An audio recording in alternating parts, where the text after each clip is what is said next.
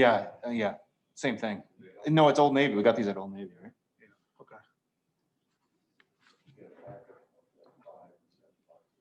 Cheap enough.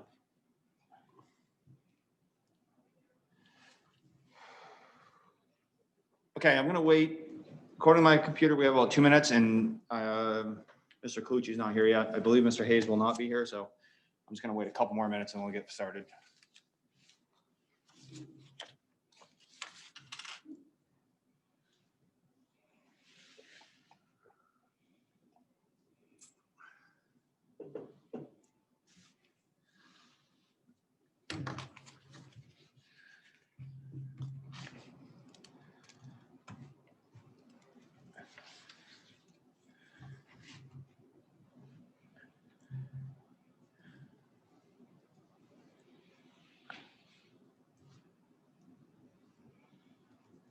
Okay, perfect. Hey, John, can you hear me okay? I can. Okay, perfect. So with that, I will call this workshop to order. Welcome, everybody. This is the August 26, 2020 Scarborough Town Council workshop. This is the second workshop we have had in regards to a childcare option that we have been exploring. And so the purpose for today is we essentially had one workshop, and out of that workshop, it was decided by a relative majority of the council that it was worth pursuing or to at least go to the next step. So what we've done today is essentially we have some refined material. So something that's become an abstract idea has become slightly more concrete. And that is where we find ourselves. Before we get, actually, I think we're good to get started. Mr. Hall, I think I'm going to just have you introduce everything for us. Certainly. Yes, as you mentioned, the council was kind enough to meet first on this topic back on August 17th, so just under 10 days ago. And essentially there are three takeaways. As was mentioned, I think a majority of council were interested in exploring this further, and so we've tried to take it to the next level. The three open issues that we were kind of tasked with chasing down were finding out more about school participation in this and really kind of the related funding mechanisms that may or may not exist. We've got some things to report in that regard.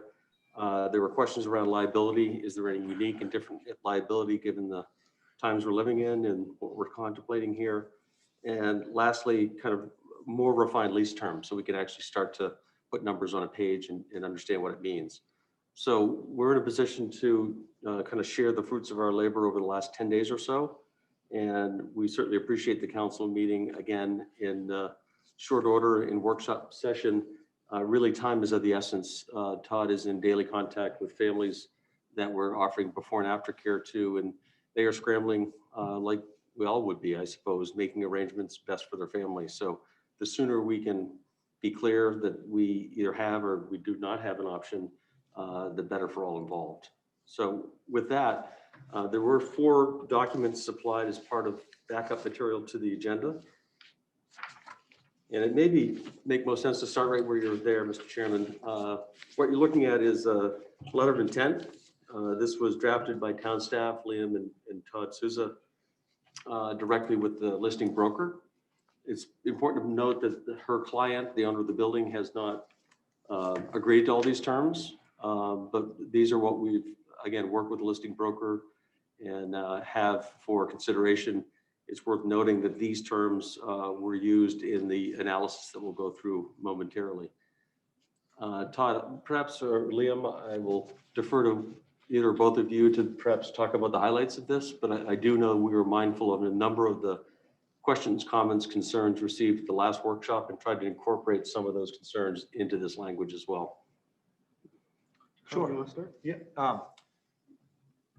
As far as this letter of intent for lease, we did list in there 12-month term, as we discussed. We also have a caveat in there regarding a starting point for a termination lease. We asked for a 6-month commitment with a 3-month 30-day notice with a 3-month payment. What's that? Screen. Okay, Yes. sorry. Yep. Sorry. Okay, no worries. Yeah, I'm sorry. And so, yeah, 6 months of the lease and then a 30-day notice and then a termination fee of 3 months of rent. We had discussions regarding the initial base rate advertised was 16 and 750. So as you see there, 14, 50, and 6. We also discussed going through the triple net base where you'll see when we get to the performer, we've added some options in there regarding taking care of some of the general services that were initially quoted, plowing, mowing, taking care of the gardens, custodial work. So those are listed out in that performer as options for you to review. And I think that is probably. The ability to sublease is another notion that Yes, we thank floated. you. Yep. That really speaks to the issue that if we find ourselves halfway through this experience and for whatever reason, the school's back and the need doesn't exist and we're not able to fill that space otherwise, we're able to find a short-term sublease just to take up our space.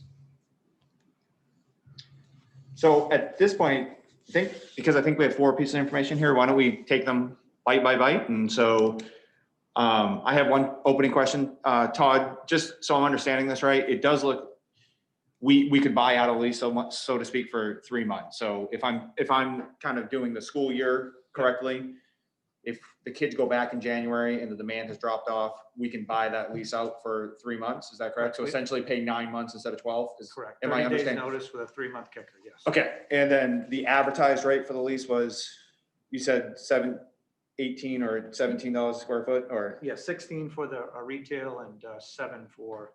Okay. The warehouse. The warehouse. Okay, so you guys got something like a 10%. Okay. Yep. Jean Marie, John, Betsy, or anybody next to me have any questions about the lease or the terms or the LOI, I should say more accurately?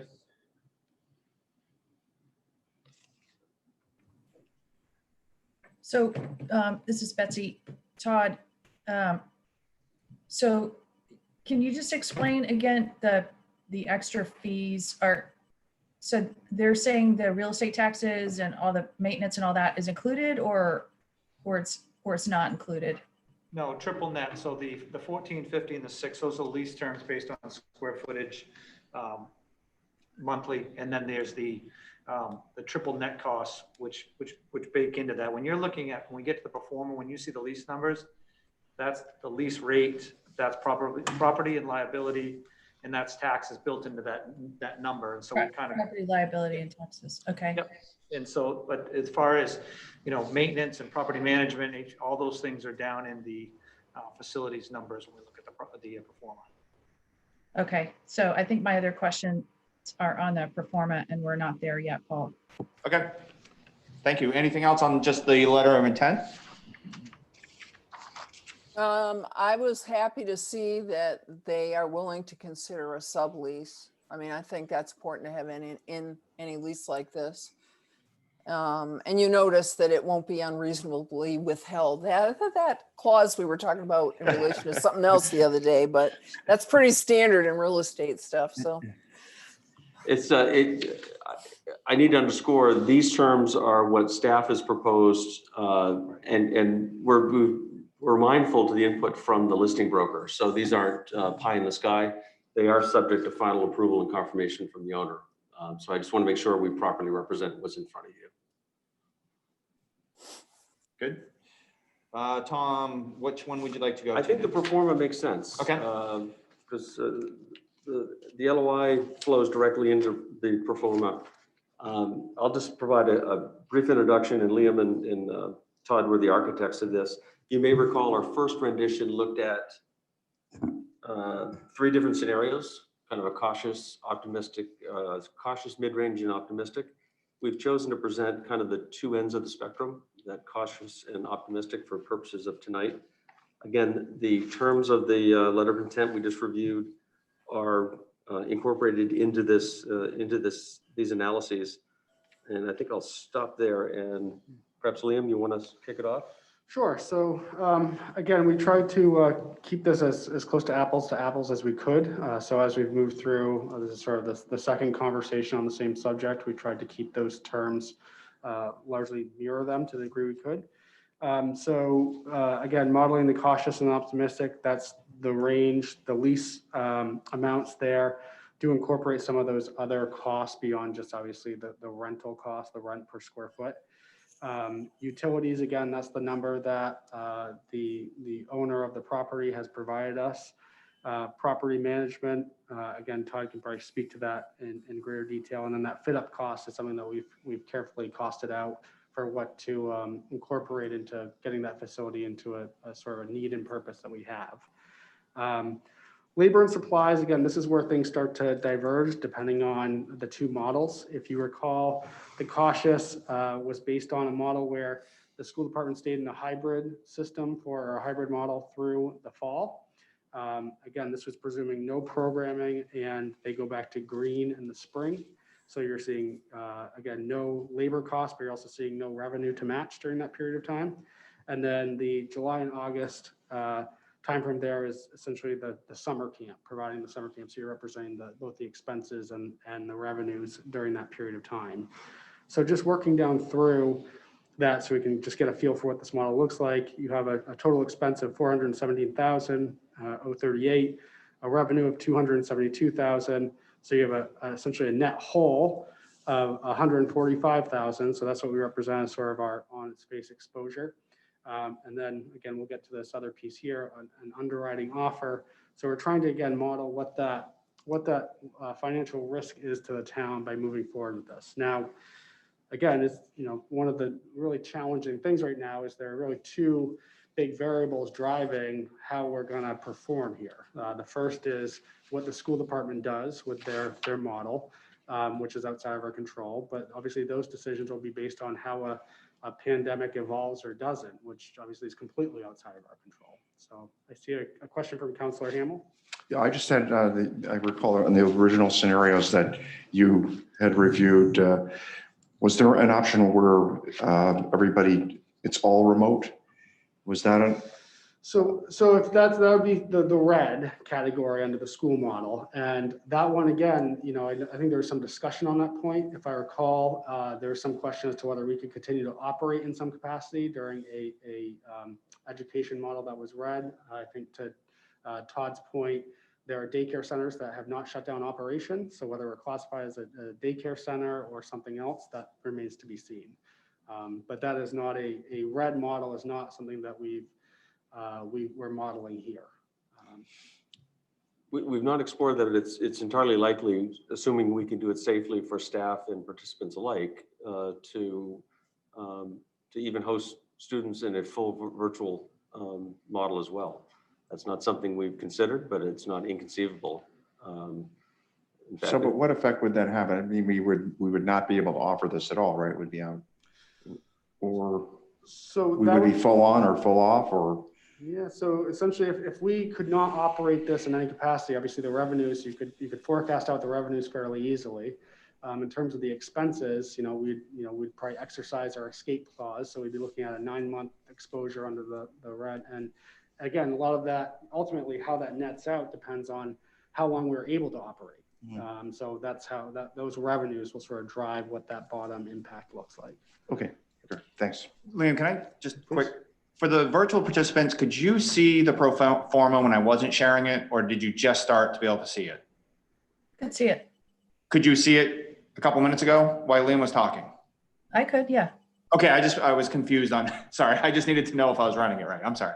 This is slick as, it's so. I see it better when you shared it. Okay, so I should share it. That's what, thank you. I was just looking, okay, yep.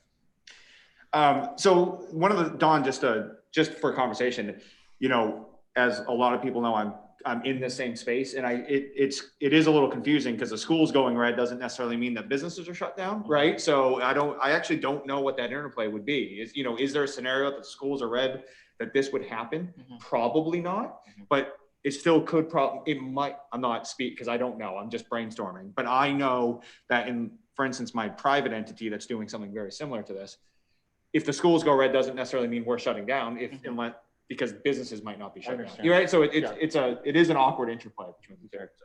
Right. So yeah, that's a really interesting point. So as I understand the numbers, this is being proposed to offer to 80 kids that are already in before and after care today. And if we went red, would that mean, Todd, that 40 kids would have to be let go because, or you could because you're going to be doing the 80 kids on the Wednesday, it's a potential that you could do the 80 kids all 5 days. Betsy, to Paul's point, I think that we've run through a million different options, as far as scenarios go. I think it depends on the caveats of the CDC and what those other requirements are. As far as your initial point is that, yeah, right now this is modeled using our existing enrollees as first option. It doesn't mean that we aren't looking for outside students in the school system that aren't presently enrolled at some point. It doesn't mean we're not offering it to remote learners all the time, homeschool groups, or a different model that the school comes up with second half of the year. I mean, we didn't want to forecast too much and put too many Right. I options guess up front. I'm just trying to get to the bottom line numbers that the space will accommodate. So is it 80? Yes. So, yeah, So- right now we're talking about 8 potential classrooms on that first floor, but the model was get 4 going on opposite cohort dates, see how we manage, make sure we're meeting standards. And if there's potential growth down the road, then that's gravy for us. But where we feel comfortable getting things going. And then on Wednesday would be the day that there's all 80 students there from both cohorts. Okay, so I guess I'm still not following. So I get it, the startup and all of that. What is the capacity? Let's say that you could offer this to everybody that you wanted to, offer it to. What's the most that you feel that this space can accommodate? Right now, without actually functioning in it, 40 on Monday, Tuesday, 40 Thursday, Friday, and bringing everybody together on 80, because on the Wednesday, there's less of a school day requirement based on what we know right now. So we can do more enrichment activities and not be on such a schedule where they have to be moving strategically back and forth. So it sounds like it's 80, but you wouldn't have the flexibility, so to speak. Correct. Okay. Okay, and the school, and I want to apologize. I know the school has been doing so many different plans, and I'm not up to date on all of them. They just sent me some information of some things they're doing. It's my understanding that Wednesday is like their deep clean day. Is that your understanding, Todd? Yeah, Wednesday, they're going to be, all the kids are going to be remote on Wednesday, but there is going to be a learning component from what I know right now. And So that's my planned to be in the question is virtual. when is the deep clean day for this? For us, we would be doing it during the time that the students are there and then in the evening when we're closed. Okay. And As often as daily. are we going to mimic what the school is doing? We are mimicking what the school is doing, and we're still getting policies from them regarding cleaning. Our staff was at a training today with Todd Jepson and his crew learning as far as how they're handling the building. We will mimic those. And we've agreed to be in our present program, before and after care, mimic their policies, whether that's cleaning, attendance, check-ins, all those things. We're mirroring the school with those. It may well be that we're able to actually do what's called a deep cleaning on a daily basis. It's a smaller facility, first off, but again, we're going to follow all of their protocols. But I think what your point is, we don't have a day where there's no one there. So when are we accomplishing that? It can certainly be done over the weekend if that's something that we need to do, if there's a deeper level of clean. But I don't have any concern that we wouldn't be keeping pace with the school's requirements. Okay.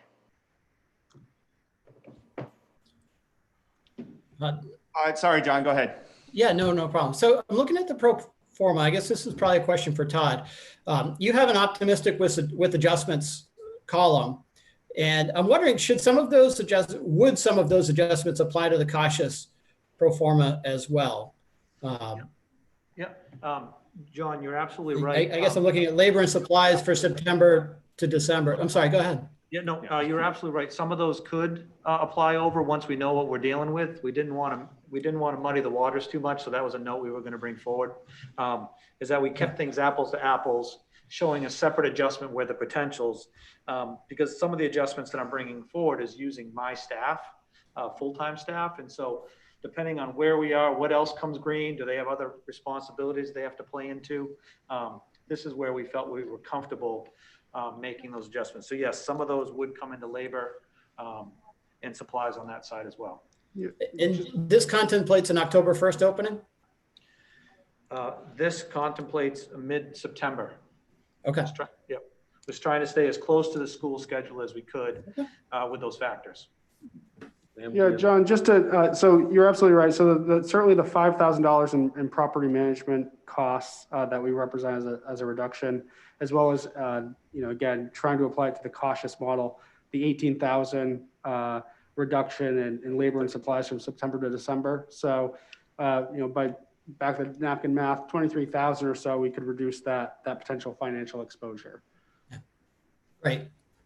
Todd, do you guys back out the property tax that we're paying to ourselves here, or is? No, it's still calculated in there because that'd be a board decision, council decision. Gotcha. So it's Okay. still in there. Yeah. Betsy? So back to the pro forma, can you explain again the July and August, why that's included in the school gap care? I realize you offer those programs, but once the schools are out, you have a lot of space back at the schools, right? Sure. So what are you expecting different in terms of how are you getting additional income in July and August from this space? Sure. Traditionally, well, one, it's a 12-month lease if we tended to go that far. Two, we've always had a shortfall in meeting the demand for summer camp. And so this is where an opportunity for us to try to meet that need, where we could hold a certain amount of students at the facility to try to meet that need we haven't met in the past. And so, again, trying to fill a 12-month lease out with active programming, we would try to recalculate and bring more kids into that program. So we haven't been able to accommodate kids in summer program because of space, then is that right? Correct. Based on what the school's cleaning, where we are. I think the number was 91 kids we couldn't meet 2 summers ago. And is that because you guys are over in the middle school or what? No, that's just space available to us. As far as the school has ongoing program as well. They have summer learning, they've got summer teaching going on. And so, and then there's also a very aggressive maintenance program that happens. So the space we've been allowed to use based on their plans and activities, we haven't been able to accommodate in the past full numbers. And so this would be a potential to, one, fill the 12-month gap, but also meet that demand. So in the 80,000 revenue, July and August, how many incremental kids is that? I did that on the same 40. So again, there could be a potential to expand there, but it was trying to do everything very conservative to not overshoot where we are. Okay, so 40 additional kids to the, I think you said, how many do you normally accommodate in summer rec? We're over 300 kids. 300 plus. We have a documented need that we could not supply services to about 90. So that 40 number, we think, we're quite confident that need exists and will continue to going forward. Right, so we'd be up to hopefully close to like 340 for summer rec. Okay. Well, assuming that, yeah, you might need to space if you still have spacing requirements. So we might not hit those numbers, but you might need spacing requirements, but you're still going to need space regardless, right? Correct. Actually, to that point, I guess there's a possibility that you still only did the 300 and could have to use the space for the 300. To mitigate. Yeah, right, to mitigate, Right. okay. To not So, overpower. so you might even need the space to stay or even. At present, Yeah, present okay. figures. Yep. Which would eliminate that revenue, I guess, the 80,000 in revenue from July and August, right? If we stayed at the same fees, correct. If you had to use the space to expand. Okay. I mean, the simple truth is Todd, not just him, but his predecessor, they run all the programs with zero space. We're at the mercy of schools and what space they can allow us to use, and we try to partner as best we can. What this space does is gives us our own space to be as more nimble and more flexible to deal with whatever comes at us. And believe me, it's not lost on us that there's a lot of uncertainty. But all the scenarios we run, we think there's a number of ways that we can be flexible and try to pivot to what the new reality is going forward. So the 45,000 for the fit up, does that include 80 kids being able to be on Wi-Fi at the same time? Yep. So part of that is to get the technology into the cost to get into the building, to keep it running monthly. And there is part of the cost in there to physical technology, get the Wi-Fi. Talking with Don Bejian, our IT director, our goal would be to make this as mobile and as, and as flexible as possible. We wouldn't be putting anything fixed. It would all be Wi-Fi based. So for some reason, we had to push the eject button and be out of there in 6 months. It all comes with us. So Is there a secondary use for that? So if we're going to invest in 50 grand in equipment, is there someplace we could use that after this? yeah, again, part of that equipment is we have an agreement with Todd Jepson and the school to be using existing desks and tables and chairs, the things that get us going right away, and then get what we minimally need to order. Part of that fit out would be buying portable petitions so we can separate space. And a lot of the stuff that Don was talking about IT is a lot of stuff we already have in place that he's hoping not to have to purchase, only what we need as that space gets fit out. So I believe the biggest cost from an IT point of view is getting dedicated fiber to that facility. I mean, about 15 grand a year. 15,000 of that is fiber specific, and that's obviously the backbone. Yeah. Without that bandwidth, nothing else matters. Is that all readily available? What- Fiber? Yeah, it's That's a good question. yeah, I forget the name. I have it's it's there. So then the outfitting really then, if it's 15 grand for fiber, so we're saying basically everything else, desk petitions, everything else we need for that space is 30K? Yes. Yes. Yep. Again, with the to buy as minimal as possible. That's our goal here. And as if the caveat would be there is if we end up expanding, obviously there's additional revenue, we'd have to have another discussion, but that's to kind of get us going with the space for those 8 groups on that day, 6 walls, tables, chairs, that sort of stuff. The question that Councilor or Chairman Johnson asked about, is there value of these items? We would refrain from building physical walls if we can, but we do need to have classroom spaces established. Yeah. We'd look to do it with modular partitions as best we can, assuming that noise can be handled appropriately. So we're mindful. We'll refrain from making physical improvements when we can. Maybe changing a door or two to make the flow better, but short of that, we're looking at buying items that can leave with us. That seems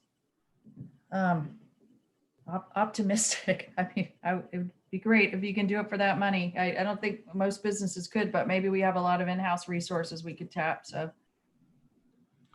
You might, just a quick comment on that. My understanding, obviously our IT folks have gone through and looked at the facility to see what the current infrastructure is. And they are tapping into equipment that's not currently being utilized. That's been sort of phased out as probably not the latest and greatest, but certainly serviceable. So I don't think that there's a lot of actual hardware procurement required to get this facility to where it needs to be. And there's no question. Partitions and things like that stuff is hugely expensive. Councilor Gleisteen, you're right. We could probably spend 6 figures on the fit out, but I think we're mindful of bottom line here and wanting to Right. reduce our downside risk. Yep. Put it another way, if that's our budget, that's our budget, and we'll do what we can. We're not in a position to overspend it. Good questions. Yep. Any more on the pro forma? Liam, were we? Yeah, I mean, I think that. Yeah. Yeah, I think we kind of worked through Yeah. kind of what Okay. the model is. And I think as long as there's understanding from the group on what the changes are with regard to optimistic, again, we have not, again, just the 2 columns, we did not model anything discernibly different from, I mean, it's identical for the facility costs.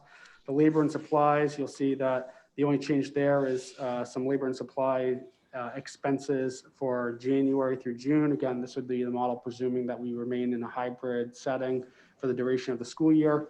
And you'll see coinciding revenues of 288,000 just carrying down through the optimistic line. So that's how the net impact of that is 33,210 to the positive. And again, would not require any underwriting component to make this viable. I would just encourage you to look at the last footnote here. The pro forma that we presented back on August 17th, we actually had incorrect square footage numbers. And so you won't be able to match them up one for one.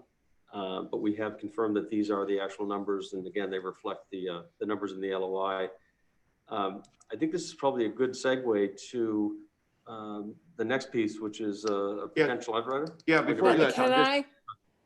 I'm sorry, can I ask a quick question? Certainly. I'm sorry, I'm getting all screwed up on my screens here, so I've been sort of lollygagging behind a bit. And this has to do with COVID and the green, yellow, and red. First question is childcare an essential service? Or have they been considered essential? Anyone know the answer? Yes, I know, yes, it's been Yes. considered. essential Okay. anyway. Yep. So, childcare within schools, would that continue even if we had red, so to speak, if the schools were on red? I think that's what Dawn asked earlier. I think that there's. I'm sorry ambigu- if I missed that. No, it's okay. I think there's some ambiguity there on, I don't Okay. think anybody here actually knows the answer. I mean, I Okay. think I'm speaking for the panelists, Yeah. that's a scenario that I think is going to play out in real time that Right. we're going to have to be nimble. Yeah, we've had some rough conversations, but the comment came back that it could be red and when do we go green again? When do we go yellow? So it all depends on the timing of things. So, Right, and the only reason I ask that is because if childcare is an essential service, it just happens to be being held in either this leased space or in school space. I would hope that it could continue to be provided, if it's safe to do so, so to speak. But anyway, that's the only thing where I'm going. I'd hate to see the plug pulled on everything unless it absolutely has to be, because I, as you know, I'm very much in favor of this programming. I think it's needed, and I think it's an economic development issue, as well as doing the right thing for our families in town. So I just, if we could get a little more information on that, and I'm certainly, I'll do some phone calling around too, but I'm just curious on that one. I think there'd be two answers. One, DOE would probably have something to say about it. Yeah, And also our school colleagues, we're always, I'll say, beholding to them in terms of what sort of access and availability we have. And we haven't Well- asked that question, and I'm not sure even if we did, if they could answer it. okay, which then brings up this. So if we're leasing this space has nothing to do with the schools. Precisely. Yeah. So it adds this that space would be flexibility. available. Correct. Okay. Thank you. Betsy, before I get to you, just a quick thing, clarification. You guys eliminated the mid-range column. Am I correct? I just wanted to make sure that we're all on the same page. And one of the things I did communicate to Tom, so all the counselors know, is I had said to him, hey, can we make this as if this was, this is essentially a budget book presentation. So in the budget book, Todd doesn't submit 3 different lines from community service. So I thought it was important to have Todd say, hey, put it on the line. What do you think you can do? So the reason why there's a middle column missing is probably because I just had suggested, I think it's time that we actually, Todd, stand before us and say, hey, this is what I can do, or this is what I have. So I just wanted to let that know with the counselors. That's why that middle column, maybe that's why it disappeared, but It is. simple. yeah. Okay. Betsy, go ahead. Yeah, so I mean, it's the way things, we look at money a lot on, with our job. And, I guess that's why they pay us the big bucks. And sometimes the way things get worded, especially in these strange times, are a little difficult. But, the major financial quote unquote risk would actually be very good news for Scarborough families and for Scarborough kids and for our schools. And that is that they're able to go back to more days and to 5 days. Or they choose a different model based on what other schools are doing and based on their own experience and from learning from other schools. So I think it's just kind of important to understand that, I would, if they go all remote, I would certainly hope that if we do this, we certainly would be able to continue to provide something if they go all remote. When you look at school districts around the country, this is really mostly a school-led effort. And, I'll talk about that a little bit later. But, they are offering these services for full remote. Because people have an even bigger problem with the full remote, although the hybrid is certainly a challenge. But, there's a lot of different solutions that are coming forward through the state. And, I think I just would have emphasized that we're looking at the money, but the quote unquote cautious or risk financially for us is good news for parents and students and for our schools. And that would be that they would go back. So, you know, if they're back, you know, before too long, then we have a fairly large financial outlay. Then as far as I know, we wouldn't have much to do with this space. So is that true, Todd? If, you know, if they go back, you know, and we're talking not everybody, because most of your clientele is K through 5. Is that right, Todd? Correct, yes. So if K through K through 5 somehow goes back, like they're thinking about doing in Portland in mid-October, would our only option at that point be to shut down and sublease, or would you still try to offer before and after care? Because I guess I'm not quite sure on before and after care where does this play a role in that? Yeah, I think that, and to back to Paul's point, that mid-range, in that mid-range model, we talked about increasing before and after care opportunities because we've never met that need fully at certain sites. And so this would be an opportunity to expand that like we did summer camp. And so that's an ongoing thing. We've been talking upstairs a lot. We haven't modeled anything because our goal was getting kids back to school and childcare, but there are other programming options depending on restrictions that we can do to offset. I think all those things, Betsy, would be decisions when we get to that point. What's risk? How far away are we to the next opening? And so I think we have a lot of place to flex. To Tom's point, having our own space, you know, we know a lot more than we did when we decided not to have summer camp. We know a lot more than we do regarding how the CDC is handling things and guidance. We know a lot more. DOE has one standard, state has another, and sometimes they don't match, and we got to blend two together. So all I can say is we know a lot more, and I think we can be a lot more flexible than we have based on what we know now.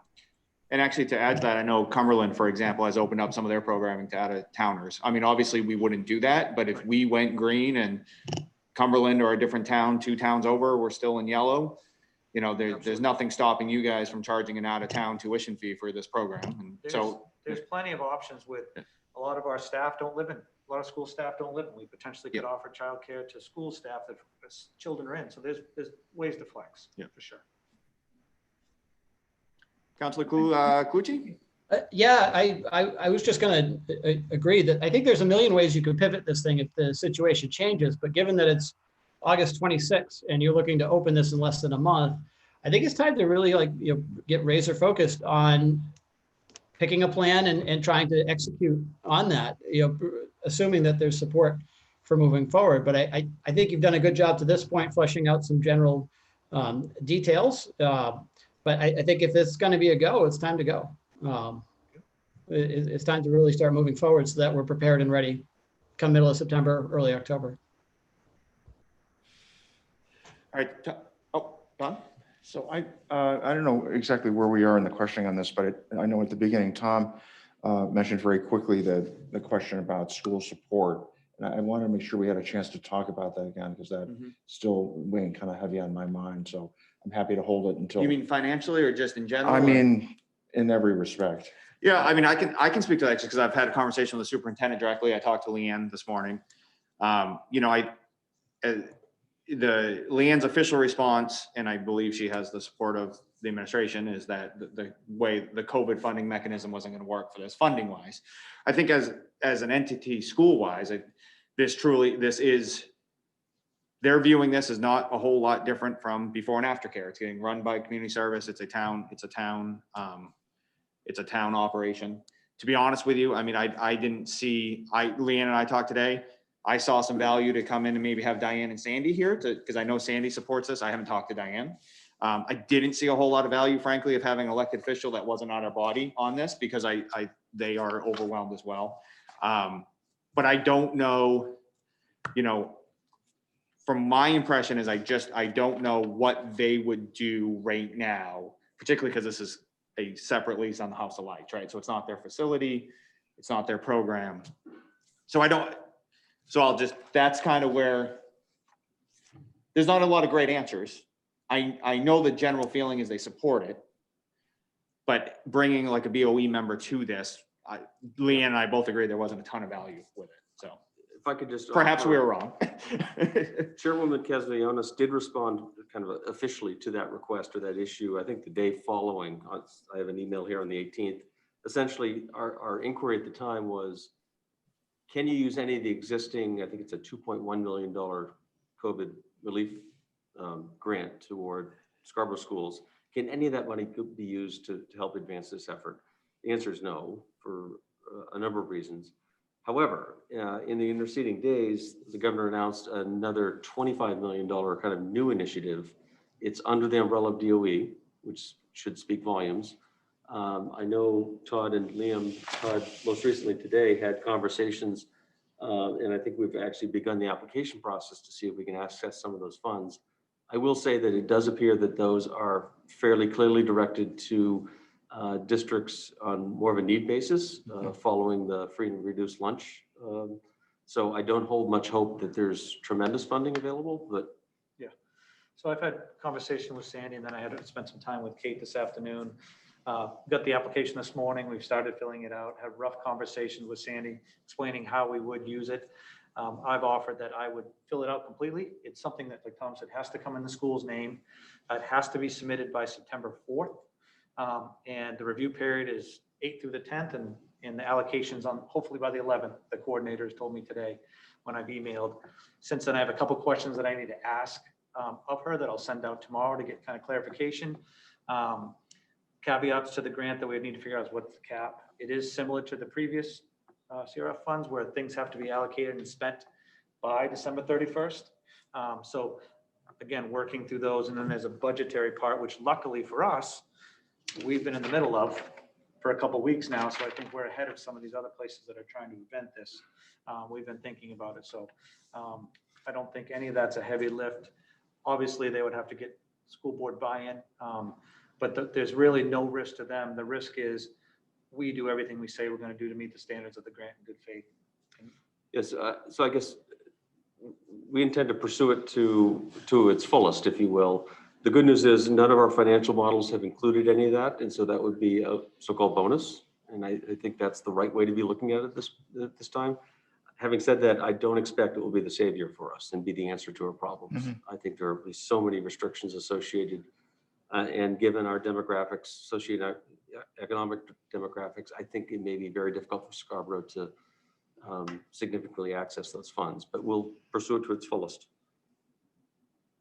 So that was kind of a non-answer for me, Don. So I apologize, but I think, I've had good conversations. We know that there's a certain awkwardness with it. And I don't know, we just didn't know what the BOE, a member of the BOE would help out here. I've had a conversation with Sandy. He supports it, but I think he also would agree that he doesn't quite know what he would bring to the table as well for this particular project. So I'm not speaking, that might sound harsh, but. Okay, I understand. Thank you. Well, yeah, I mean, this is really kind of the crux of the issue to me because, we're talking about applying for the grant money through the school. I believe we said we're going to follow all school protocols, all school cleaning protocols, all school check-in protocols, et cetera. This, they can say they're looking at it like before and after care, but it's school gap care. Students are still supposed to be doing school work. And it's my understanding, I guess, although no one's made this clear, if you look, for example, at Massabesic, they're very carefully counting the number of days. I believe by law, 175 days have to be offered up.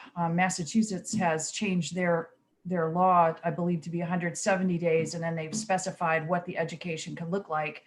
I may be out of the loop, but I haven't heard that Maine has done that yet. So I guess I'm really concerned that we are going into the school sphere. The federal government and the state government has made it clear, really, that the money is going to come through the DOE. I was, quite frankly, being from Maine and knowing how these programs work, I was really kind of surprised when the governor released this 25 million that it was for schools to go through the DOE, because I don't think we're alone in, you know, that the fact that our rec department runs before and after care, but clearly the governor's office is not seeing this as before and after care.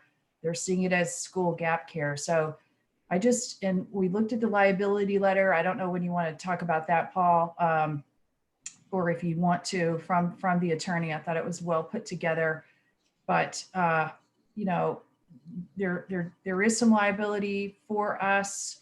Again, I'm all for this if the school takes the lead and contracts Todd to do this. But they need to sign the lease. They need to take the lead. This needs to be their program. And then, you know, you said you guys were already meeting with Todd Jepson, you know, and going to follow their protocols. It needs to go under the banner of the school. If they're not prepared to do it, I totally understand that. It makes total sense. But that's where the money's going to flow. That's where the more protection from liability, that's where the protocols are going to flow from.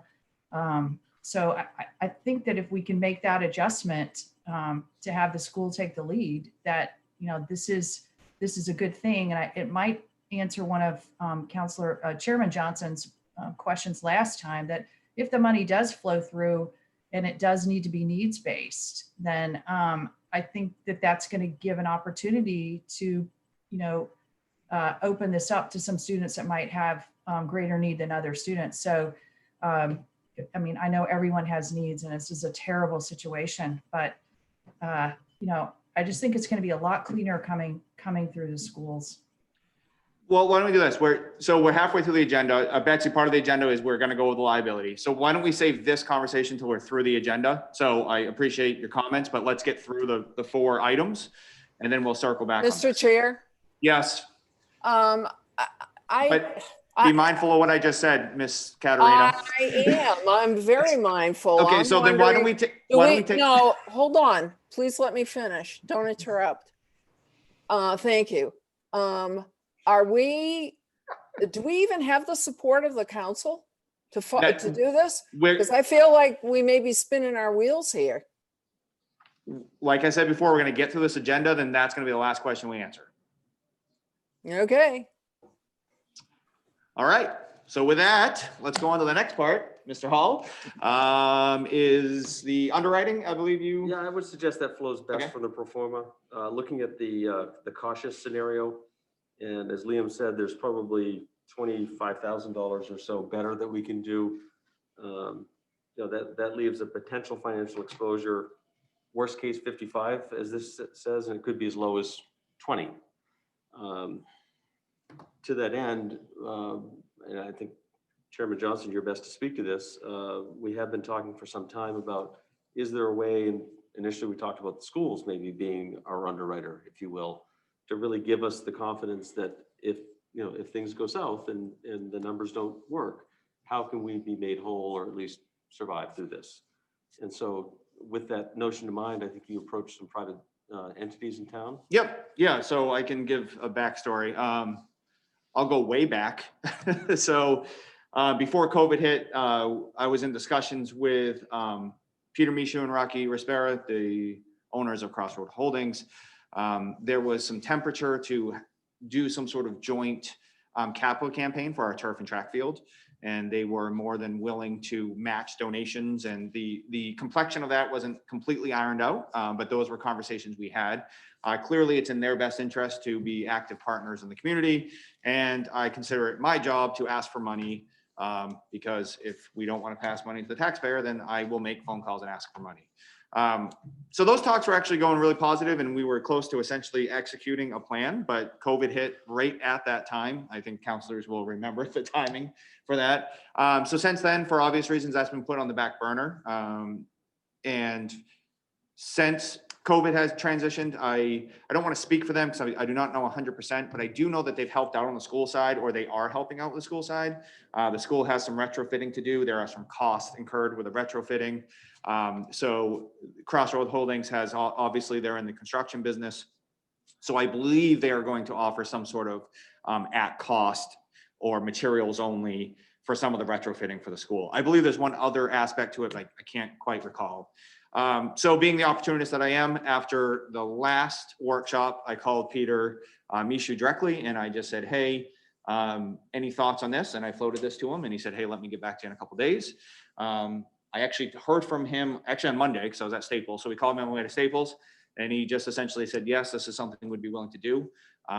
Knowing that some of the initiatives that we had in the works were put on hold. And we, frankly, we don't know when we might be able to go ask for big donors for a turf or a track field, right? So we're in this time of uncertainty. They're trying to do what they can do. Obviously, it's a gesture of goodwill. The bottom line of it comes down to this: they're willing to underwrite, $90,000 in losses. So they're not going to give us $90,000. They're going to help make us whole up to $90,000. So if this program loses $55,000 at the end of this fiscal year, they will donate to us $55,000. I think Peter is a smart businessman, and I think he's looked at the pro forma. I think he believes he won't be cutting a check, right? But at least it gives us some assurance financially that we do have that cushion. And I'm happy to answer any questions from counselors regarding that, how that came about or what the agreement is. This is an MOU that was drafted by Liam on Monday, right? I was in Staples when I called you. So this all has happened since Monday. So this is Liam's work. I would say, I think it's fair to call this a draft because I have not talked to Peter Michaud since the original one. So I would just say publicly, this is a draft. It's subject to everybody looking at it. I do know he has a copy of it and I have not heard from him as far as any issues with the work. So that would be my only caveat to say publicly. Just like the LOI, the letter of intent, I believe there's some things we're representing that need to be finalized. This would be the same thing. And just for, if you're in the public watching this, what does this get us? It essentially takes that, what are we, not optimistic, what are we calling it? Cautious. It takes that cautious scenario, which is essentially the kids going back to school after the first semester, and it softens that blow considerably. Any questions on the counselor, any counselors for me, or? Wow, my part's easy. Nothing? Yeah, thank you, Paul, and thank you to Crossroads. I think that's fantastic that they're stepping up to do this. And it does reduce our risk substantially, even though in his mind, he's probably not taking a big risk. It's kind of a big deal to us. So I think it's great. Yeah, and like I said, in my brief conversation with them, I wasn't aware of anything they were doing for the school. So I think that struck both of us that they've stepped in a couple places in the school and, we know we're kind of compartmentalized as we should be, right? So it made sense for them from a goodwill PR help out town of Scarborough perspective to do something on the quote town side as well. So. Yeah, I agree. Thank you to Crossroads and thank you, Paul, for pursuing this. Just for all of your information, I just forwarded you an update from the Department of Education that I just got in my email. They must have heard us talking, that I just forwarded to all of you regarding that grant. Oh, good. Thank you. Okay. I think I'll move on unless, is there anything else? I'll move on to the liability opinion. Okay.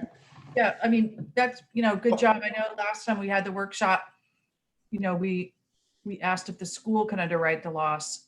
And I know we've talked about this a little bit, but so did they specifically say no to that, the school?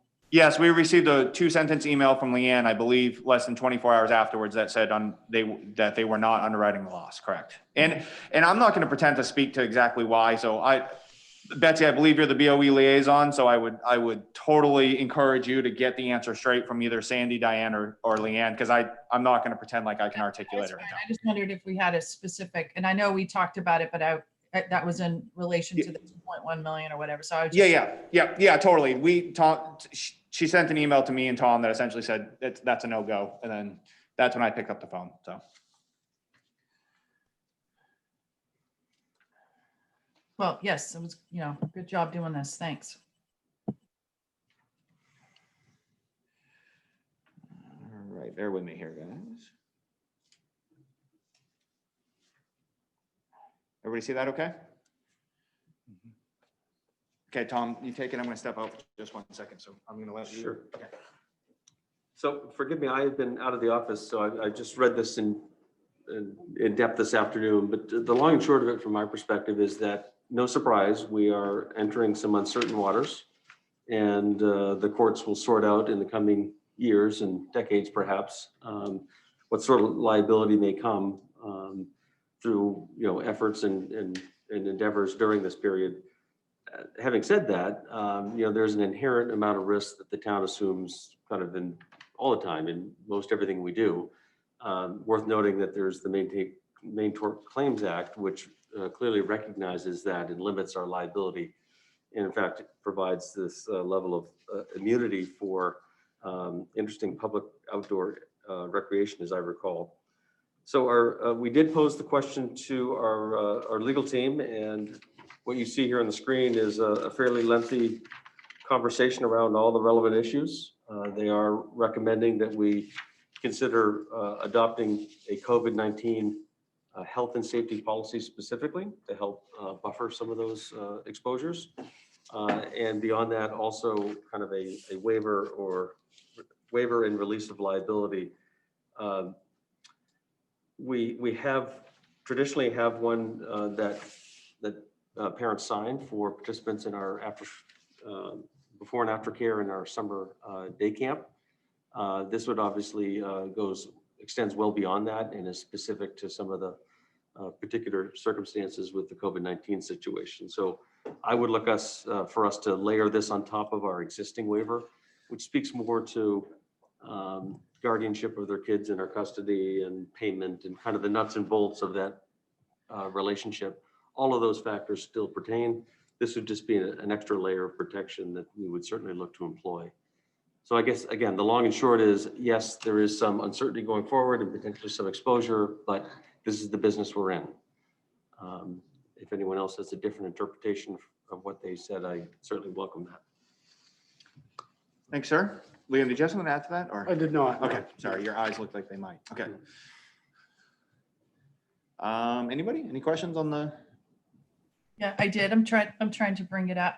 That's fine. Sorry. Take your time. Yeah. Can you tell me what paragraph number 2 and I'll highlight it for the audience if you. Yeah, so let's see, 1, 2, 2 and 3. Okay, so it's right there. Okay. So and I got a question ahead of time from Peter, which I'm not sure anyone can answer here, but I'll pass it on since he wasn't able to attend. Saying, I think his specific question was, did the town have more perceived liability than the schools in this?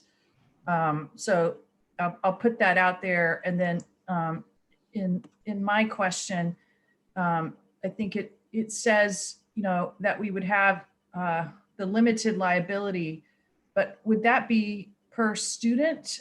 I mean, so if we have 80 students, would each student potentially have that same limited liability? And I guess the lawyer explained that students can't waive their rights or children can't waive their rights. So their ability to launch a lawsuit would start on their 18th birthday. So would that be, would we be limited overall, like at the 400,000? Or I think basically what he said is that this would go, because we have liability insurance for before and after care, that it sounds to me like it would fall under that, but it would be limited to the extent of our available insurance coverage. So would that be all of it, or would each person involved have that, be able to have that limit of liability? I suspect, I'm not a lawyer, but my understanding, it would extend to each and every case brought forward. Okay. And then to Peter's question, were they able to look at school versus town? I did not ask them that question, but I certainly can. Okay, yeah, because I think, again, if we're doing this under the school, if we make this happen, but it's going under the school, what would that look like? Just be clear, that's not what we're proposing. I know you've expressed Right. an interest and a desire in that direction, but that's not what we're proposing. I Right. can, however, get an answer to your legal question. Right, that's what I'm saying. What would it look like legally differently if this came under the school and the town was subcontract, we were the subcontractors versus, the school, versus how we're doing it, which is to take on this whole thing just through the town. Yeah, my sense is we would still have similar exposure even as subcontractor. We're the ones executing. The question would be whether there are any unique and special protections afforded to schools that aren't for towns. The attorney does mention that Maine has not yet passed civil immunity statutes, whereas other states have. That may be forthcoming, I just don't know. And so that's an open issue, but I suspect if they do, my strong sense would be that those civil immunity statutes would extend some immunity and coverage to municipalities as well. I'll certainly push for that through MMA if there's legislation like that. Scarborough's not alone. You even mentioned it earlier. It's very, very common for communities to be offering these types of services to their residents. Right. So just the assumed liability we're taking on during, before, aftercare, club soccer, anything you're doing, it's the same liability. Really, this just comes down to the fact that you're going to have the kids more, right? But this liability that we're talking about, if this was too much for us, logically, we should say you should shut down before, aftercare, and everything else in between. Right. Right. To me, this views the same liability if we took on summer camp this past summer. Right. Right. And what the lawyers, I think correctly, obviously telling us to do is to layer on top of this some unique protections some by way of a specific, okay. health and safety policy that's specific to what we know with COVID-19, and also this specific waiver and release relative to COVID-19. Is it ironclad and bulletproof? No, nothing is. But I think all of these things layered together, begin to provide the level of protection and shouldn't be a barrier, in my opinion, for us to consider this. Councilor Johnson? Couple questions, Todd. Typically in your before and after care, children do, I'm assuming, have space to take care of homework, to catch up work before the day. So this is very similar to that. We're going to create an environment for them to at least do their remote learning on their off days. Is that correct? Right, correct. We have that built into, and once we see a school schedule, which we have not, synchronized learning piece, that's Right. what they're building, whether they're with us or they're home at the kitchen table or at another private institute, to have that synchronized learning, that they have the ability to do Right. that. So yes, we would provide. Councilor Johnson, though, I will say the one difference is the synchronized learning will require the student to be in attendance at a particular time for a particular Correct. duration. Unlike before and after care, it's more voluntary. We have the option for Okay. kids to get in a homework club, and there's other kids that do dodgeball or what have you. Okay. So No, that's good the point. difference. Yeah. Can I just So I add think- to that? Can I add to that answer for you? Yeah. Is I think the goal is to do primarily synchronized, but to be clear, there'll be plenty of asynchronous learning as well. Okay. I mean, that just because I've gotten the material for my daughter, so So, just throw it out there. so if I may expand on that, because I think this might be a concern of some folks, is because this is definitely a community services program. I don't see us as a subcontractor of the school. That's just where I stand. I don't know where that comes from. But so currently then, the child would be home under the parent supervision to make sure that they were adhering to the curriculum on the synchronized learning, correct? So we're really just then taking on that role to at least offer the space and the direction. We'll have the curriculum and, right. So I thought in the original list, I thought I saw a whole bunch of not disclaimers, but waivers. I don't see that in this packet. Do we have any waivers Yeah, I think. in Liam- relation? Yeah, Yeah, I Didn't just Liam- don't. Didn't you send one out, Liam, today? Just don't. I We did don't- not, we did not distribute the two documents that this Oh, I'm sorry. letter Okay. references. We certainly can provide that. We just thought for. I knew I'd such a seen them. They were matter. probably in the email. So I was just wondering, in this scheme of things, do we have some waivers on the, relieving the responsibility of the, our services to, to not be responsible if Johnny doesn't want to do the synchronized learning? I mean, you can bring the horse to the water, right? You can't force him to drink. Yeah, And I think there's a concern we may have, you know, Excellent point. I think Yeah. managing expectations is going to be a huge challenge for us. And so whether it's a waiver or probably an acknowledgement might be a better way to Right. characterize it, to say, this is what we're willing to offer. We'll do our very best, but you Right. know, we're not responsible, so to right, speak. okay, But again, we're going to try to create the environment by way of classrooms and structure to enable that to happen. If Johnny wants to be difficult and has to sit in the corner, that's going to, you know, be something Okay. we'll have to deal with. all right. Thank you. Any others? Okay, so I think what I'm going to do next is I'm going to ask if there's anybody in the public that would like to speak, and then I'll get into just a council conversation. So let me go to the public, and then we'll get to a council conversation. And Ms. Audrey, would you like to speak? You were the only one in the audience? Okay. I believe we actually received an email from the one resident in the audience. So I believe we have heard from them. So I have two quick things before we go into conversation. In my view, Dawn and I have talked about it quickly, is what we would be looking at here would be a public hearing on the lease. We would sign a lease here that we're talking about, a lease that would have to authorize Tom to go into. We'd look at a public hearing on September 2nd, and then a special meeting on September 9th. That way we could vote on the lease. So I think you could apply for the grant saying lease pending is my guess, right? Because Dawn did mention, do you have to, with the grant, that the 25 million, I guess that's as fast as I would be willing to accelerate it. Let me say it that way, because I do think we need to have a public hearing on it. So the earliest date we can have that's next Wednesday.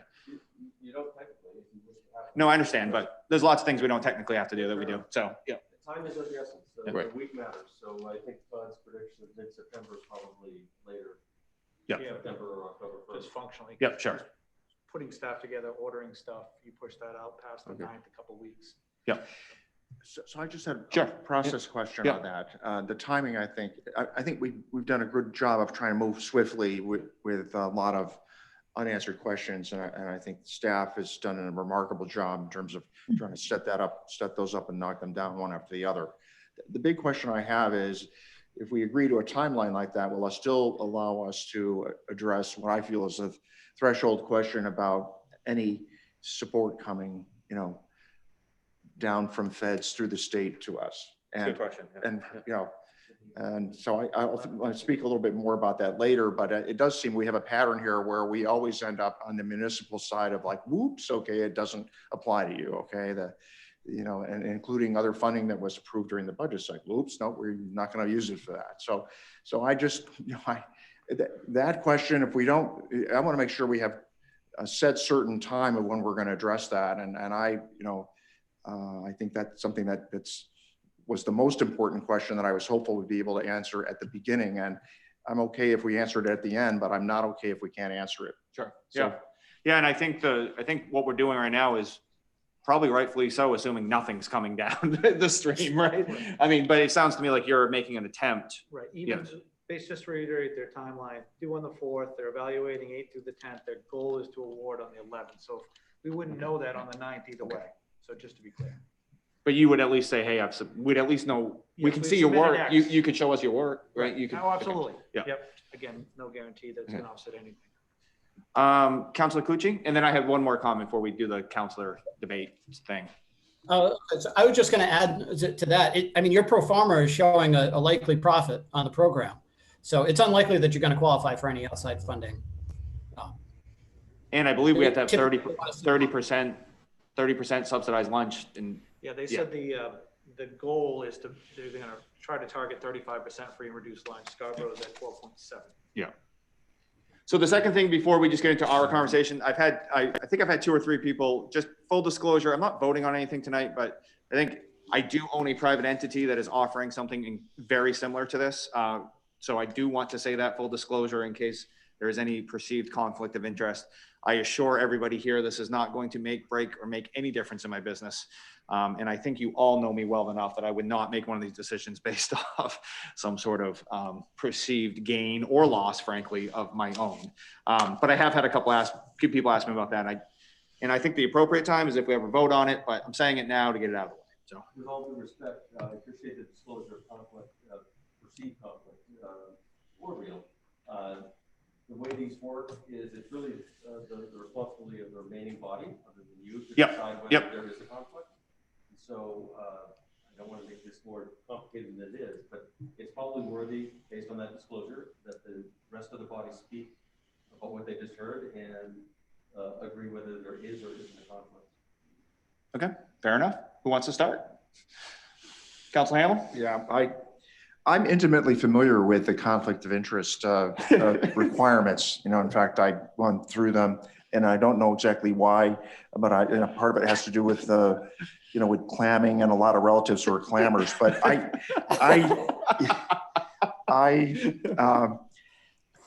I appreciate the town manager bringing that up, and in particular, the chair stepping forward and highlighting that. We have a lot of relationships, and that standard is very low in terms of conflict of interest. It's the perception of the conflict, which is enough to flag it.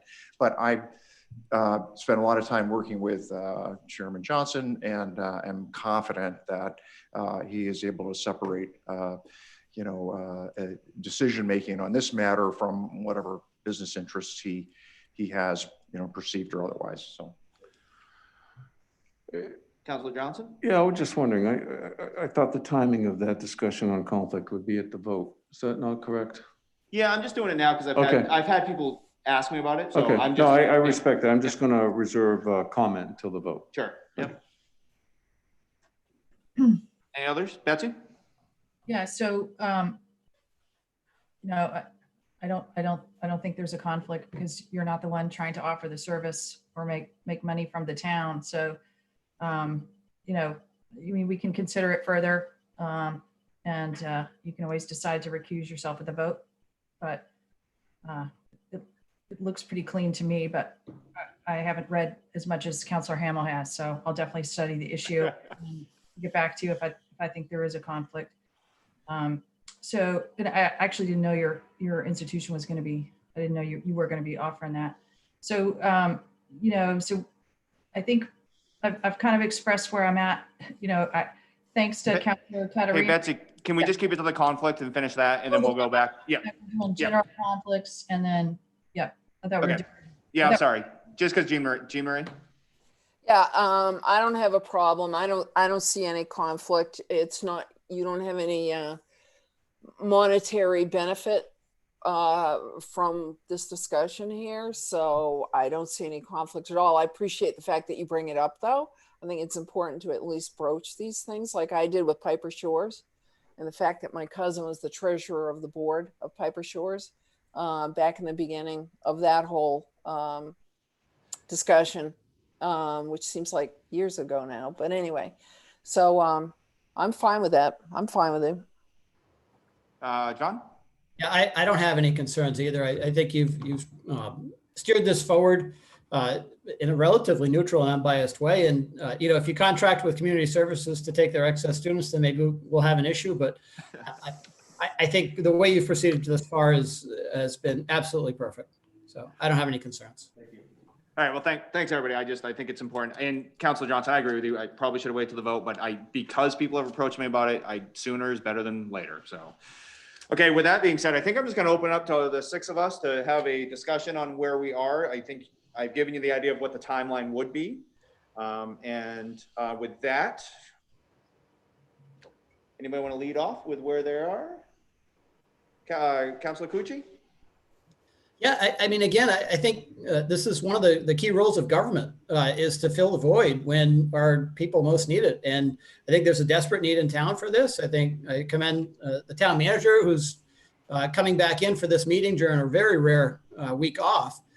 That shows the importance of it. And, Todd and Liam, you've both done a great job. I think it's time to put it to a vote and I absolutely support it. I think it's something that we should be doing, understanding we might not be doing it for more than a year, but given the uncertainty of this year, I think we should be willing to step in to help wherever we can. And this makes a lot of sense to me. So, thanks for all your work, guys. All right, I guess I'll go because nobody's raising their hand. So I was originally, I think, along lines of where Betsy was, but I think my personal views on this have kind of gone back and forth, up and down and left and right. But I think when it comes down to it, I felt like personally, I was a little too concerned with how Todd was going to pull this off. And that's really none of my business. I think he can pull it off, and that's all that matters. I also think, if you guys remember last week, I was beating the needs-based drum. And the more I thought about it is, again, that's Todd's decision. And the less we do and the less our hands are in this, the better. And ultimately, we've had somewhere about a half dozen emails, I'd say, from parents that are essentially are, I'm either quitting my job or watching my kids, or I need an alternative. So as a government of the town, if we can't supply that's what we're here for. We're here to help people through this type of situation. And I think a lot of us up here are concerned about the economy. And so our part that we could play to help that economy from collapsing is to let people go back to work while their kids are at the House of Lights. So I'm going to support this. I have kind of gone back and forth, but the more I got out of my own head about how I think Todd's going to have a nightmare on his hands, that's not my problem. So that's where I am. Councillor Hamel? Yeah, a quick question, though. So it's just in terms of process again, our comments this evening or recommendation would be to move the process forward as you've described, but the final decision would be made at the last stop. Yeah, absolutely. Yeah, I mean, I think obviously every time we do these workshops, it gets into these areas where we're not voting, right? But we do have to feel like there's enough support to even to spend our time moving forward. So Yeah. with that, I would like to just say that, I've been on the roller coaster of this thing up and down. I read the letters, they're heartbreaking. The need is clear. Parents are desperate. And I agree, there is a need for us to act. The thing that's missing for me is the question we asked at the beginning.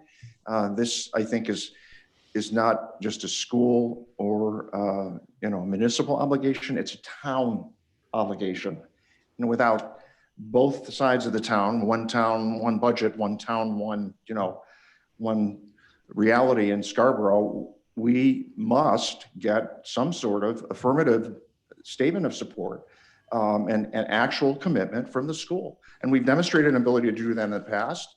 From the municipal side, we allocated $500,000 during the budget process to go toward COVID. Every time we ask, the answer either from the feds or the state or also the schools is, sorry, doesn't count. No, you can't use it. No, it doesn't work.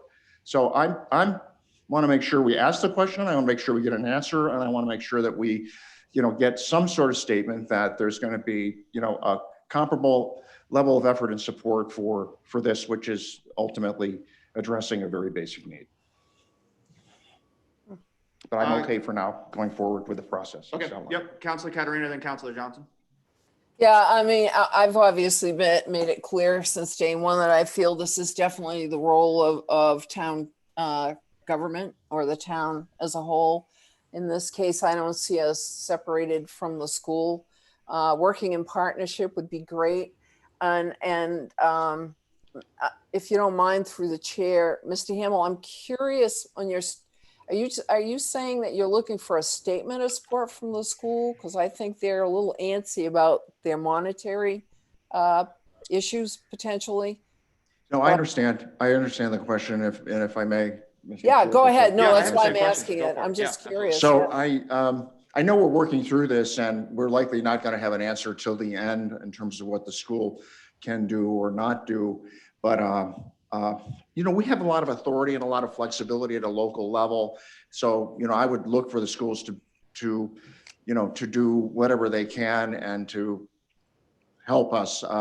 We've gone to a private entity to help us with protecting us on the downside risk of this thing, at least in year one. So I'm looking, I would be looking for something that is principles based, but also has some specific commitment. So like a statement of support? Is that what you're saying? Well, I mean, at minimum, de minimis. at a minimum, a statement of support, but also some sort of commitment. We will make every effort to secure whatever funding is within our authority to do so to help with this effort. I mean, we can work on the wordsmithing, but it's more than just you guys figure it out, and I hope it all works out for you. Yeah, okay. Which is what I'm feeling right now. Okay, and I don't necessarily disagree with that, but I certainly don't want to see that scuttle this ability, because as I mentioned before, I also see this as an economic development issue, if you want to call it that, because would be supporting businesses in town and in the area. We have a number of essential workers around who do need help with childcare. And I think I think it's a great plan that we've got here. And I'm very, as I said, I'm very excuse me, happy to see that we have an opportunity for backstopping also. So yeah, I mean, obviously, let's move it forward. We could do a little more polishing, but I think it needs to be moved forward. I absolutely disagree that the school should be the lead on this. This is community services, and community services is a town department. So thank you. Councilor Johnson, can I stick with that thread for 1 second? So first of all, I had the same question, so that's good. So are you looking for financial commitment or more just a statement of support or a hybrid of the both? Like, for instance, here's a solution. If we purchase something like, for instance, the dividers for this House of Lights, can we get a commitment from the school to purchase those from us once we're done with them? Like with something like that, right? So just something where that might amount to 20 grand, but at least it's, do you think something like that? I'm trying to broker something here, so bear with me, but Yep. Is that something that would? Yeah, I think it needs to be something specific like that. But Whether that's enough, I don't know, but that's. Sure, but if we had a statement of direction. support and say, hey, look, once we're done with this stuff, can the school department purchase this from us? Then we have I don't know. I'm just thinking we're mitigating some costs, we're getting some support. So Something of that sort, I think within their ability would be fine. Let me talk to Leanne. I'll see what we can do. Another example is that they're allowing us to use their tables and chairs, and thereby we don't have to buy them. Yep, sure. That's not small, because tables and chairs sound like they're cheap, and they ain't. So, yes. And they are doing that, correct? Yes. Yeah. Okay, sorry, Councilor Johnson. I just No wanted to problem. follow. I just want to make sure I was clear. I think it's a great idea. I want to commend Todd for sure, seeing the need and proactively going out and seeking a space and doing a lot of the heavy lifting on this. I really appreciate that. I am in full support of this with just a couple caveats. Hopefully the lease holds true, because we know that's a little bit of a wild card, and that this underwriting by Crossroads Holding, which I, again, greatly appreciate. I think it's exemplary example of a good corporate citizen, which I do believe they are. And if that holds through, because, again, these are a couple little soft things in here, but other than that, should definitely proceed to the council for a final vote. Thank you. Betsy? Yeah, so I expressed some of my reservations before, but on the money side, the school asked for and received in the budget $550K for COVID. They said they got somewhere around $144K for COVID during the budget process. They've received another $2.1 million for COVID. Their reserve looks like it's going to come in at about $1.5 million. And the governor that's released $25 million in funds, it's clearly, geared towards the schools. I mean, it's the funds will support means working parents find alternative childcare on days students learn remotely, while ensuring that all Maine children receive nutrition, supervision, and learning support both inside and outside the classroom. That's what those funds are for, and that's why they're coming through the schools. And I do feel like the school needs to try to help us here and kind of take the lead in this. So that's on the financial side. On the town side, we actually didn't bring anything forward to our reserve this year because we made a lot of cuts for COVID. We don't have an extra COVID fund to draw from. We decided not to put that in the budget, which that potentially could have been here. But I don't remember a half dozen letters. I apologize if I've missed some, but I know one letter in particular said they're not in aftercare, before and aftercare now. So those kids, at least so far, are not going to be eligible for this. So that, the way that before and aftercare kind of plays in is, I think that helps you run the before and after care program if you only accept kids that are in this program. But a lot of parents have arranged their working life where they don't need before or after care. So, one of the letters that we did receive, said that this was a mess of the town council's making. And that I really have a hard time understanding because, like I said, I think we did, we really put a lot in for the schools, and we really took COVID into consideration on the school side. We probably could have taken a slightly different path, but it's been clear to me that COVID remediation related to education, throughout the country, federal, state, and local levels, outside of Maine at least, is going through the schools. It's going through the Department of Education. And I think there's probably a lot of good reasons for that. They're very well suited to deal with student needs.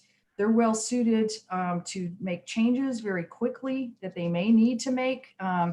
For example, I know in Massachusetts in particular, students with IEPs, we did receive a letter from someone with an IEP student.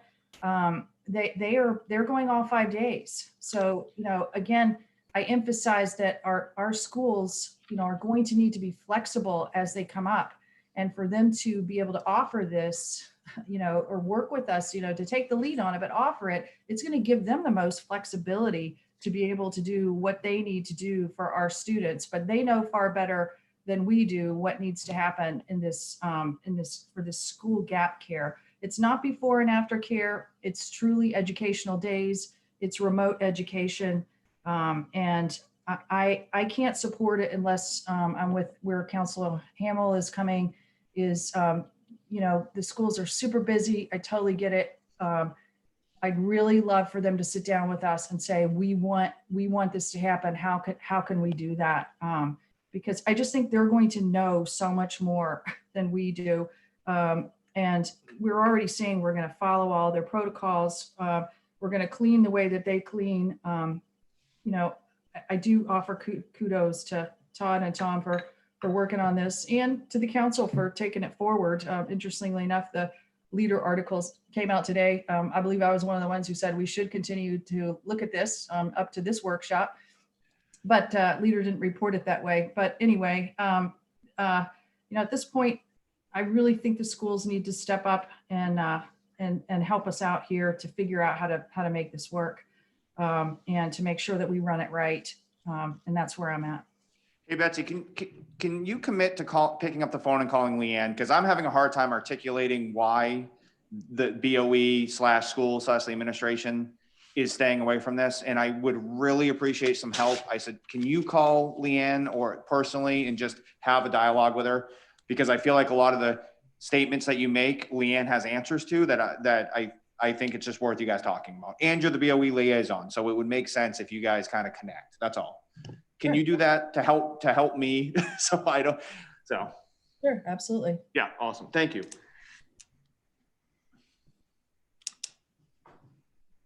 Okay, is that it? Anybody? No? One area that I'd like to broach, one of the parting comments from council at the last workshop is, do you discourage staff from doing any surveying?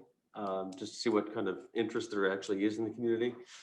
With the tepid interest or at least support to take this to the next level, I think we need to be careful about how we word it. But I would like to do some surveying to actually start to put some meat to the bones. We think we have good need out there, but if I were you, I'd want to have as ironclad a set of data and information as possible. So yeah, I think at this point, I wholeheartedly agree with that, because if you do a survey and it comes back and 12 people need this, then maybe we're done. So right. Unless somebody objects, I think at this point, as long as it's worded, So we would word it something like the council's authorized us to explore this further, and we could even lay out what the timeline is, so they know it's not a done deal, but to really start to tighten down those numbers. It would be nice by next meeting to actually say, hey, these people have replied. So. And can we have a breakdown of the numbers between who's already in before and after care and who's not? The audience we'd survey is probably those that we already have affiliation with. And if numbers aren't there, then we can broaden it. I realize that that's patently unfair on its face, but there's no other way to do it other than casting a wide net and doing a lottery system. This is a fairly tried and true method that we've used historically, and it's not perfect, but Well, this is really a program we're only offering to kids who are already in the program. I just think the community needs to understand that. I think that's really problematic. Good for those kids, but we're picking, you know, maybe community funding could be found to help parents fund places like, you know, that are offering this care somewhere else, you know, but we're putting the money into these 80 kids. So good for, that's troubling. Are we offering to offer it to all 3,000 kids? Let's do it. I mean, this is a fee-based system. This is a fee-based system. So those that are participants are paying for that. And we know from past experience, there's unmet need in that universe of folks that are in that class. And again, it's not perfect. Well, Todd, can you include it with your do you have a waiting list right now as well? I'm sorry. Do you have a waiting list for before and after care right now? Not a very accurate one, because once we said we were Because, yeah, stopping, we because shut it down. yeah, So it's, okay. Yeah, people are really searching, you know, and making decisions day by day here. So even the commitments he had before, I think, are a bit on shaky ground. So I think we would like to get recalibrated and see, not short of commitment, but really see who could be interested in this. And we can now describe it in some level of detail. Right. Yep. Mr. Chair. Sure, yeah. Yeah, I definitely hear Councilor Gleisting, but it's a community service program, and I'm going to defer to the expertise. This is their wheelhouse about who, and you have the population to go out and survey. I recommend that you go out and survey. Thank you. Very good. Appreciate everyone's time and comments. thank you, everybody. With no objection, I'm going to end the meeting. Survey. I wasn't saying you shouldn't survey, so but it's just, I think the need is out there in the community and we're not going to hear from them. That's all. But we're struggling just for 40 kids. What kind of conversation would we had if we opened this up to more? I mean, would you support this more if it was more money and more risk and more children? Because to me, the two, your objection with this and that comment Well, I don't guess, I mean, I'm reconcile. wondering, you know, if this, you know, would the school have more solutions than we're coming up with, or would they just say, no, even if we do it, we'd only be able to help the 80 kids in before and after care. We don't know. They haven't come up with any, you know, and in terms of risk, we really didn't talk about the risk at all. We talked a little bit about the liability, but you know, some of the letters we've received, we've had someone ask us to shut down basketball again. And then, you know, the pest management committee met and, you know, we feel like we can't put a trifold brochure out because even at the open voting, because that's too much of a risk to put pickup materials out for people to pick up. So the level of what people think are risk is really different throughout the community. And there's a lot of folks that, you know, do wish the kids weren't going back to school at all. So you know, because they feel it's too much risk. I'm not going to weigh in on that conversation one way or the other. You know, we didn't really talk about the risk, you know, and that was one of the topics that we didn't discuss tonight. You know, so I need to go back and watch the school board meeting because one of my last major questions that was not addressed tonight was, you know, what happens when we get positives? You know, that's one of the first questions I asked. What are we going to do about that? And I didn't hear anything back, you know, Todd maybe can email or say, but I haven't heard back on that. So we didn't even really talk about the risks tonight. Don, I'll give you the last word and then I'm going to adjourn. Okay, I'll Yep. try to be brief. You know, we're in a world of trying to deal with perception of unmet demand for services, which I think is great to validate with some survey. How big this thing can get is going to be really limited by the time frame that we have. We've already tried to, you know, draw a circle around what we think we can serve without, you know, getting attacked for the effort because of all the unmet needs that remain. So I'd say we try to do what we can for now, take a breath and focus on that. But I'm going to bang the drum again without having the schools as a partner in this. I think that, you know, we've got one hand banging the drum. So instead of two. Okay, I'm going to use one hand to adjourn the meeting. Good night, everybody. Thank you, guys.